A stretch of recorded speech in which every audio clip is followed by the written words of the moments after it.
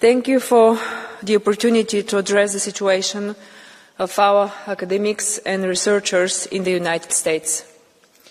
As European Commission, we have been closely following recent developments across the Atlantic. As you are aware, the new administration has drastically cut federal research spending. Heavy staff and budget cuts have been announced for major federal science agencies. Overheads on federal grants could be dropped from 60 to 15%. We note with concern that some of these measures are targeting specific universities and scientific fields. These include climate science, vaccine research, as well as studies focused on women and minorities. Meanwhile, across EU states, over 150 bills were proposed to limit what universities can teach. 21 have already become laws. At the same time, let me stress that this trend is not limited to the United States. Academic freedom is under pressure globally as scientists worldwide are increasingly instrumentalized. As the birthplace of enlightenment and the scientific revolution, Europe has a historical responsibility to defend academic freedom.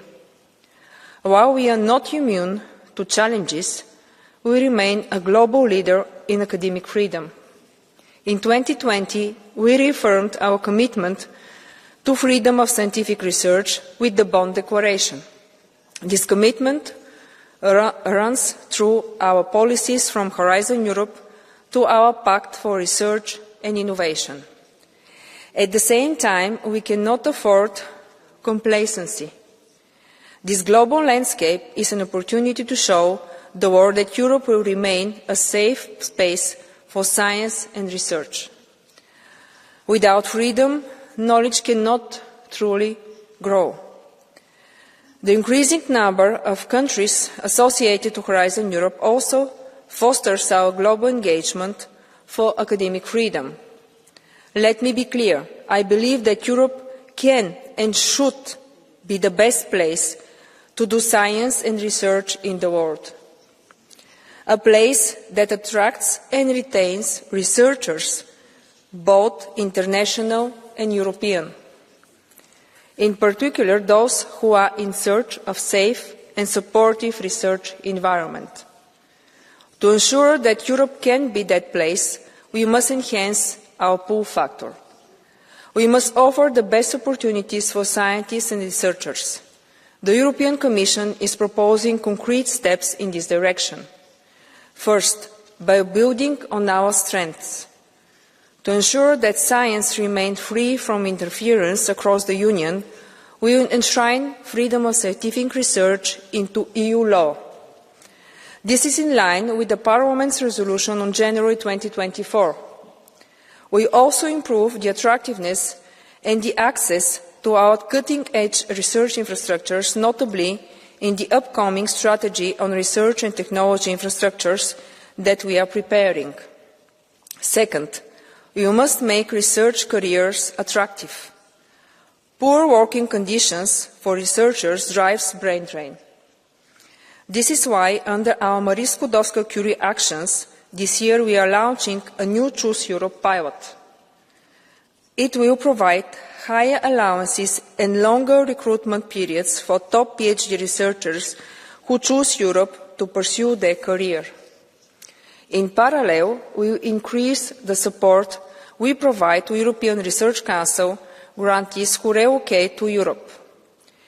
This is already a possibility today, as grantees moving to Europe can benefit from an additional €1 million top-up.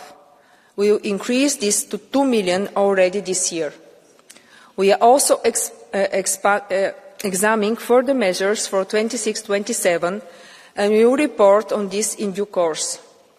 Third, we must make our frameworks simpler and more cohesive. The future European Research Area Act will coordinate research strategies. because 27 excellent but fragmented research strategies do not make a good European one. I have recently received a letter signed by 13 member states asking to coordinate the measures that are being taken at national and European level, which shows how necessary this coordination effort is. We further enhance cooperation of our universities in the European University Alliances. Pooling resources is key to achieve the necessary scale for top research and education.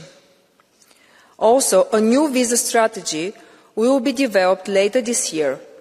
It will examine how the current rules are fit for purpose to attract top researchers together with students and skilled workers from beyond our borders. Honourable members, to conclude, let me highlight the importance of close cooperation with this House and with all member states to making this vision a reality. I also want to stress the role that our regions, our cities, our universities and research organisations have to play. Their work is what makes Europe not only a global scientific powerhouse, but also a model for a certain European way of life that the whole world admires. Together we can keep Europe at the forefront, a home for our 2 million researchers, 1/4 of the world's total, and a competitive, safe destination for global talent. Thank you for your attention. Thank you very much, Commissioner.